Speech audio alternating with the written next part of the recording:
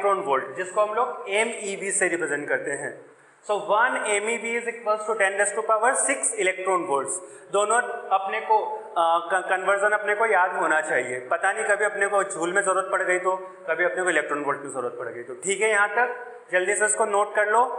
चलो, तो हम इसके साथ साथ एक एग्जाम्पल भी करते हैं। चल, एग्जाम्पल क्या है, मुझे एक ग्राफ दिया गया है, इस वाली एक्सिस पे मुझे दिया गया है V नोट। V नोट क्या है, हमारे लिए स्टॉपिंग पोटेंशियल। इस एक्सिस पे दी गई है frequency of incident ray. Okay, अपने को दो ग्राफ प्लॉट करे गए हैं कुछ इस तरीके के। ये है मेटल A के लिए, ये दूसरा वाला है मेटल B के लिए। अपने से क्वेश्चन पूछा गया है, find relation between work function of metal A and work function of metal B. Relation options are: first, phi A will be greater than phi B. Second, phi B will be less than phi A. अच्छा sorry, दोनों एक ही हो गए। phi B is greater than phi A. Third, phi A is equals to phi B. Fourth, can't predict. जल्दी से solve कर लें, फिर हम लोग देखते हैं इसका सॉल्यूशन। क्या आंसर आया तुम्हारा? चलो जल्दी से इसका सॉल्यूशन देखते हैं। अच्छा, आइंस्टाइन इक्वेशन से हम लोग स्टॉपिंग पोटेंशियल और इंसिडेंट फ्रीक्वेंसी के बीच का रिलेशन जानते हैं। क्या होता है वो? V not is equals to H/c nu minus का न्यू नॉट। देख, इसको हम क्या कर रहे हैं, अंदर की तरफ मल्टीप्लाई कर रहे हैं। So H nu by C minus का H nu not by not C, it is E। So H nu not by E। ठीक है यहाँ तक? अच्छा, H इंटू न्यू नॉट को हम लोग वर्क फंक्शन लिख सकते हैं मेटल का। So V not is equals to H nu not by E minus का फाई बाय E। क्लियर है ये बात? अब हमको क्या फाइंड करना है? फाई फाइंड करना है। अच्छा, ये फाई निकालने के लिए हम क्या कर सकते हैं, इस न्यू को 0 पुट कर दें। तो जब हम लोग न्यू मतलब फ्रीक्वेंसी को जब 0 पुट करेंगे तो हमारा पोटेंशियल किसके इक्वल हो जाएगा? फाई बाय ई के इक्वल। किसके इक्वल हो जाएगा? फाई बाय ई के equal. So nu is equals to 0। So stopping potential V not is equals to negative of phi by e. अब देख, किसके लिए फाई बाय ई ज्यादा है?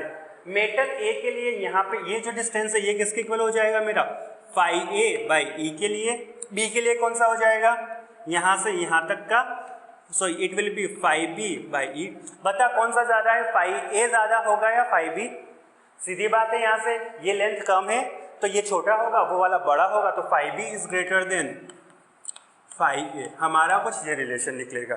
तो मेटलिक जो मेटल बी होगी उसका वर्क फंक्शन ज़्यादा होगा। हमको बहुत बार इस ऐसे क्वेश्चन में पीछे की तरफ लाइन एक्सटेंड करके नहीं दी जाती, अपने को सिर्फ यहीं से ऐसे ब्रेक कर दिया जाता है। ये दो मेटेलिक सर्कल्स दिया गया है और अपने से पूछा गया है किसका क्या बोलते हैं किसका वर्क फंक्शन ज़्यादा होगा। ये क्वेश्चन अपने से पूछा अभी भी जा सकता है। तो अपने को कैसे फाइंड करना है, तुम देख सकते हो यहाँ से इसको तुम अपने अकॉर्डिंग पीछे की तरफ एक्सटेंड कर देना, ओके, और उस हिसाब से हम लोग इसको फाइंड कर सकते हैं। या फिर ऐसा भी कर सकते हैं, यहाँ पे इस न्यू नॉट को 0 पुट कर दो, क्योंकि इन दोनों पॉइंट्स पे क्या होगा, हमारा स्टॉपिंग पोटेंशियल 0 हो जाएगा। तो जैसे ही हम इसको 0 पुट करेंगे तो जिसके लिए फ्रीक्वेंसी ज़्यादा होगा उसके लिए फाई ज़्यादा हो जाएगा। समझ आई यहाँ से कैसे v को 0 पुट करेंगे तो h nu by e is equals to phi by, negative negative दोनों कट जाएंगे। So phi will be equal to h into nu. जिसकी फ्रीक्वेंसी ज़्यादा होगी इन पॉइंट्स पे उसका वर्क फंक्शन ज़्यादा होगा। क्लियर है ये बात? जल्दी से सॉल्यूशन को नोट कर लो, चाहो तो 2 इंपॉर्टेंट बातें भी लिख लेना जो अभी हमने बोली। कौन सी? To find work function put इधर न्यू इज इक्वल्स टू 0 और v not is equals to 0। अगर v नॉट को पुट करते हैं तो slope naught slope y intercept अपने को उसका वर्क फंक्शन बताएगा, नहीं तो x इंटरसेप्ट बताएगा जब हम v नॉट को 0 पुट करेंगे। ठीक है ये दोनों बातें।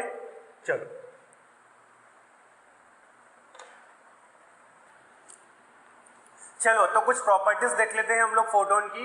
पहली, particle nature of light is called photon. Second, photon के पास कितनी एनर्जी होती है, h इंटू न्यू के इक्वल और hc बाय लैम्डा के इक्वल। ठीक है, और हमारा जो फोटोन होता है वो मोमेंटम कितना कैरी करता है, momentum associated with the photon is given by energy divided by speed of light which is equals to h nu by c, और जिसको हम लोग h बाय लैम्डा भी कह सकते हैं। फोर्थ पॉइंट, फोटोन है 0 रेस्ट मास, मतलब जब ये रेस्ट पे है तो इसके पास कोई भी मास नहीं है, but it has relativistic mass. Relativistic mass मतलब जब कोई भी चीज ट्रैवल करती है या मूव करती है बहुत ही फास्ट तो उसके मास में चेंजेस होते हैं, ओके। और उसका मास कैसे चेंज होता है, वो कुछ इस तरीके से चेंज होता है, m is equals to m not under root of 1 minus v square upon c square, okay. तो जब एक पार्टिकल v स्पीड से मूव करता है तो उसका मास बदल जाता है और उसका जो रिलेटिविस्टिक मास है वो कुछ होता है, ओके। जैसे अगर मैं रुका हुआ हूँ तो मेरा कुछ मास होगा, उसको हम लोग बोलेंगे मास एट रेस्ट, और हम बोल सकते हैं रेस्ट मास, ओके। जैसे ही मैं मूव करना शुरू करा पर मेरी speed comparative to speed of light होनी चाहिए, लाइक दिस। अगर स्पीड ऑफ लाइट के कंपैरिजन में है तो हमारा मास बदल जाएगा, वो ज़्यादा हो जाएगा, ठीक है। Fifth point, it is a chargeless particle. Photon के ऊपर कोई भी चार्ज नहीं होता। अगर फोटोन के ऊपर कोई चार्ज नहीं है तो अगर मैं इलेक्ट्रिक फील्ड लगा दूँ तो क्या वो डिफ्लेक्ट होगा? नहीं होगा, क्योंकि चार्ज नहीं है तो फोर्स भी नहीं लगेगा। मैग्नेटिक फील्ड में डिफ्लेक्ट होगा? नहीं होगा। It can not be deflected in electric and magnetic field. सातवीं बात, चल एक हम लोगों ने रे ऑप्टिक्स में एक बात पढ़ी थी कि light always travel in a straight path, तो फोटोन भी तो एक लाइट ही है, तो वो भी हमेशा एक स्ट्रेट पाथ में ट्रेवल करेगा। It always travels in a straight path but can be deflected, can only be deflected by strong gravity. ऐसा नहीं है कि लाइट हमेशा स्ट्रेट पाथ में ट्रेवल करती है, ऐसा बिल्कुल भी नहीं है। वो डिफ्लेक्ट हो सकती है, कब होगी? जब ग्रेविटी बहुत ही ज़्यादा स्ट्रॉन्ग होगी, लाइक ग्रेविटी ऑफ स्टार। अब जैसे अर्थ का ग्रेविटी 10 है, ओके। अगर मैं सन की ग्रेविटी की बात करूँ तो सन की ग्रेविटी ऑलमोस्ट 200 टाइम्स है, 200 times of gravity of earth, okay.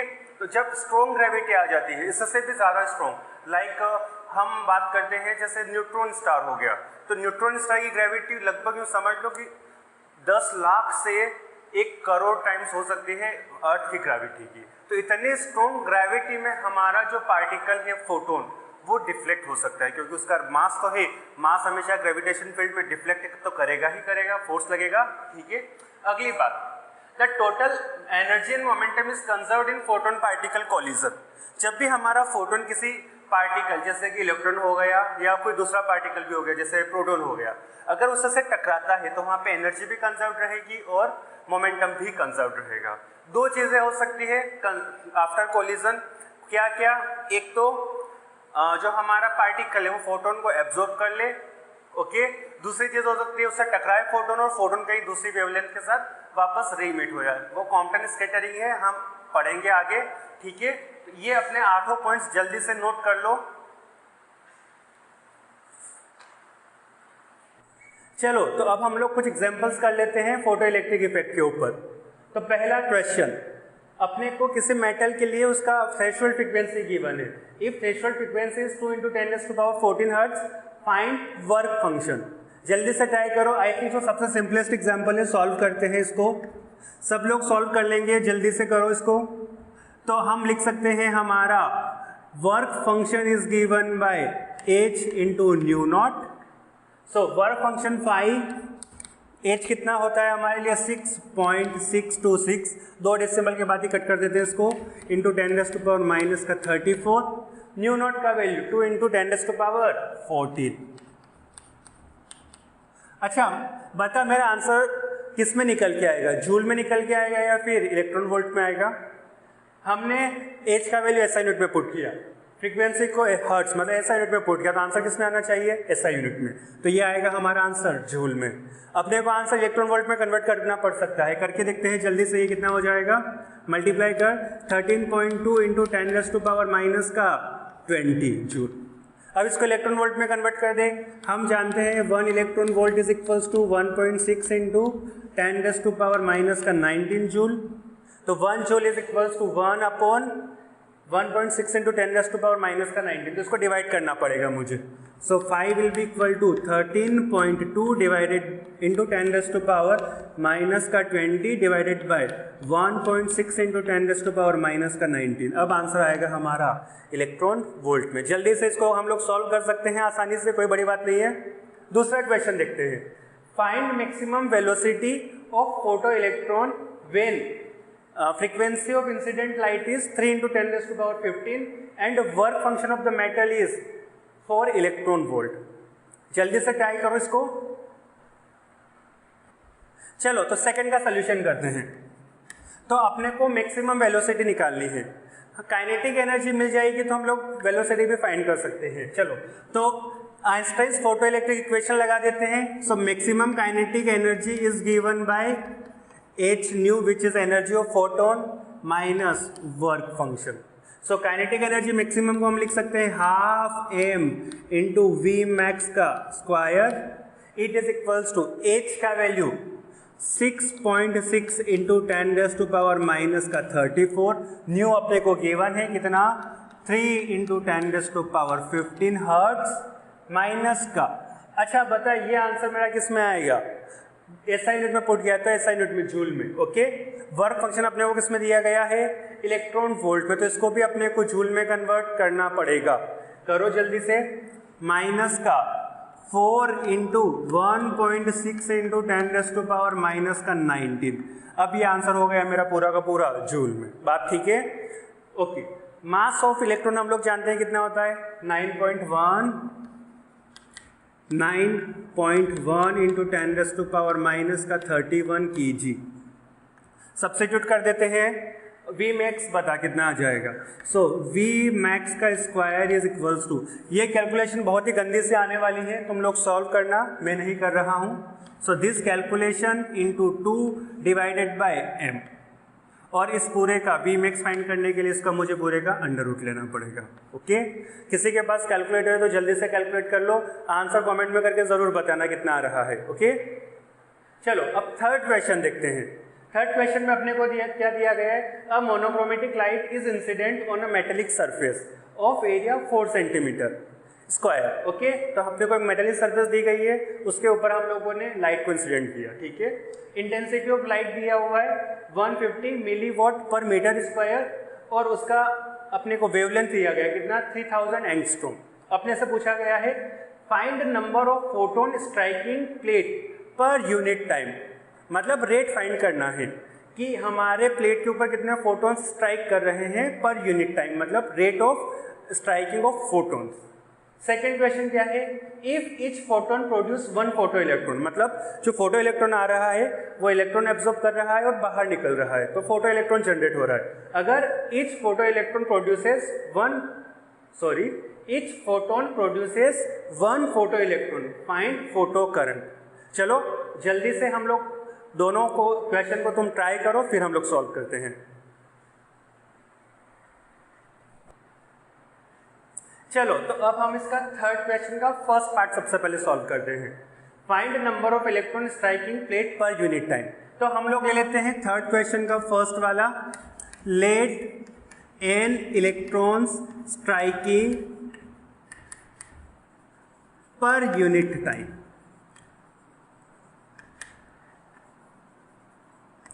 Okay, n electrons strike कर रहे हैं। तो अब चल, अगर n इलेक्ट्रॉन्स स्ट्राइक कर रहे हैं तो मुझे बता सकते हो कि उस मेटेलिक प्लेट को हम पर यूनिट टाइम कितनी एनर्जी प्रोवाइड कर रहे हैं। So energy given to the plate per unit time कितनी हो जाएगी, बता सकता है कोई? अच्छा, जितने फोटोन स्ट्राइक कर रहे हैं multiply by energy of 1 photon. अगर एक फोटोन एच न्यू लेके आ रहा, 2 photon H nu, 2 H nu, 10 photon, ऐसे n कर रहे हैं तो n times of H nu per unit time. So energy given to the plate per unit time is equals to n into H into nu के equal. और अच्छे से अगर अपने को लैम्डा दिया गया तो हम लिखेंगे n h c by lambda. अच्छा, energy given per unit time is it power? बिल्कुल। So energy given per unit time is our power. So this is our power. अच्छा, ये एनर्जी आ कहां से रही होगी? इंसिडेंट लाइट से। इंसिडेंट लाइट की इंटेंसिटी कितनी दी गई है अपने को? कुछ दिया गया है। इंटेंसिटी क्या होता है? Intensity of light. देख, ऐसे क्वेश्चंस अपने से पूछे जाए तो उनमें अपने को बेसिक चीजें लगानी है। जैसे हम इंटेंसिटी का फॉर्मूला जानते हैं, एनर्जी का फॉर्मूला जानते हैं, बिल्कुल एकदम नॉर्मल सी कैलकुलेशन। इंटेंसिटी क्या होती है बता दे जल्दी से? Power upon area. So power upon area, area कितना है हमारा? 4 मीटर स्क्वायर। और पावर हम लोग फाइंड कर चुके हैं। चलो तो जल्दी से सारी चीजें निकालते हैं। Intensity I is equals to P which is NHC by lambda into A. NHC by lambda into A. तो ये आ गई हमारी इंटेंसिटी। बात क्लियर है? चलो जल्दी से, पर यहाँ पे n क्या है हमारे लिए? Number of electrons striking per unit time. Okay, चल ध्यान रखना इस बात का। चीज़ों का सबका वैल्यू सब्स्टिट्यूट कर सकते हैं हम लोग। I की जगह 150 मिली वॉट पर मीटर स्क्वायर। सो 150 इंटू 10⁻⁻3, क्योंकि मिली में दिया गया है।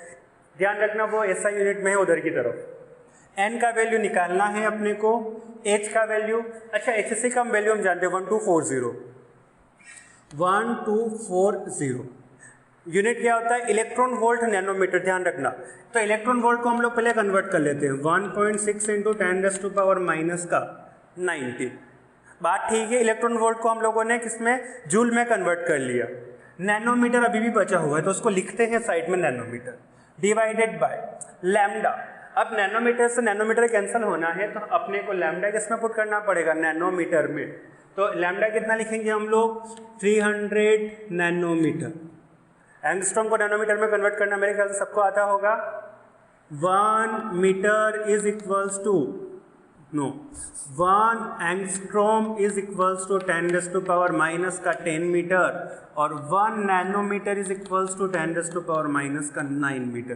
कन्वर्जन करना खुद से। ओके, चल एरिया इधर ऐसा यूनिट में, तो अब एरिया अपने को ऐसा यूनिट में पुट करना पड़ेगा। करो तो कितना? 4 इंटू 10⁻⁻2, नॉट 4, 10⁻⁻4 सेंटीमीटर स्क्वायर को मीटर स्क्वायर में कन्वर्ट कर लिया। तो अपने को यहाँ से n का वैल्यू मिलेगा। ये कैलकुलेशन जल्दी से हम लोग करते हैं और हम लोग n का वैल्यू फाइंड करते हैं। जल्दी से कैलकुलेट करो। फाइंड किया, कितना आया n का value?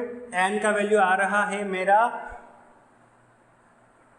9 into 10⁻13 electrons photons per unit time. Clear है? ये यहां तक समझ आया सबको? ठीक है। अगर मुझे n का वैल्यू मिल गया, अपने से पूछा गया है सेकेंड पार्ट, देखो, if each photon produces 1 photo electron find photo current. तो इसका सेकेंड पार्ट हम लोग करते हैं बी। अच्छा, तो मुझे फोटो करंट या करंट क्या होता है? Rate of flow of charge, okay, ये बात ध्यान रखना। सो I is given bye dq upon dt। तो यहाँ पे बता सकते हो टोटल चार्ज कितना प्रोड्यूस होगा।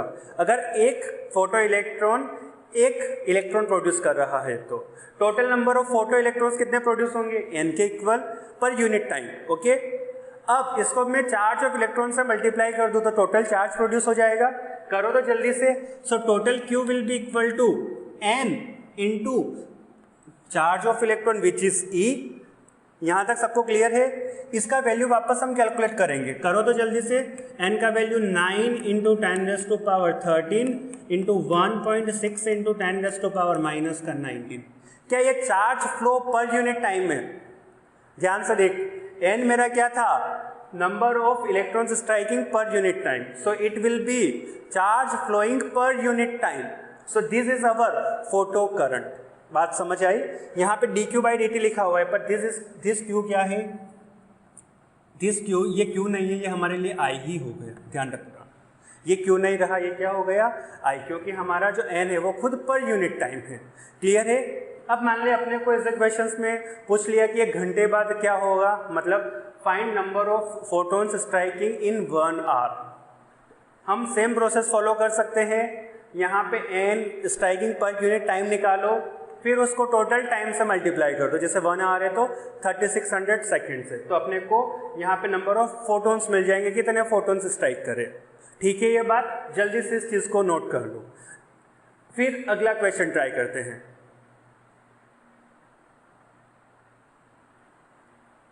अगला क्वेश्चन क्या है मेरे लिए? अपने को लैम्डा दिया गया है इंसिडेंट लाइट का। If wavelength of incident light is 1240 angstrom, work function of metal is 12 electron volt, find kinetic energy of electron. निकाल सकते हैं, बहुत ही आसान है, जल्दी से कर दो इसको। फोर्थ वाले को ट्राई करो। चलो तो फोर्थ वाले को हम लोग सॉल्व करना शुरू करते हैं। एक बात लिखते हैं, kinetic energy of electron, maximum kinetic energy of electron is given by h new minus का फाई। पर अब अपने को यहाँ पे लैम्डा दिया गया तो हम h न्यू नहीं यूज करेंगे, क्या यूज करेंगे? hc बाय लैम्डा माइनस का phi. So kinetic energy of electron कितना आया? कुछ ये, ओके। hc बाय लैम्डा का वैल्यू कैलकुलेट करते हैं। सो hc का वैल्यू हम जानते हैं 1240 electron volt nanometre divided by 1240 electron volt. सो इसको हम लोग नैनोमीटर में कन्वर्ट करेंगे तो 124 नैनोमीटर बचेगा। कैंसल हो रहा है, माइनस का वर्क फंक्शन अपने को गिवन है 12। तो हमारा काइनेटिक मैक्सिमम काइनेटिक एनर्जी कितना आ रहा है? ये देख 10 माइनस 12 माइनस 2। क्या काइनेटिक एनर्जी नेगेटिव हो सकता है? नहीं हो सकता। काइनेटिक एनर्जी नेगेटिव नहीं हो सकता। इसका मतलब क्या हुआ? एक चीज देख, जो तूने इंसिडेंट करी लाइट, उसकी energy 10 electron volt, work function 12 electron volt. तो क्या इलेक्ट्रॉन बाहर आएगा? नहीं आएगा, क्योंकि वर्क फंक्शन इंसिडेंट लाइट से और इंसिडेंट लाइट की एनर्जी से ज्यादा है। तो यहाँ पे काइनेटिक एनर्जी कितना होगा पार्टिकल का? It is equals to 0। क्यों होगा? बात समझ आई? Since work function is greater than energy of photon। ठीक है, चलो ये सारी चीजें उतार लो और हम इस लेक्चर को आज यहीं पे फिनिश करते हैं। Thank you.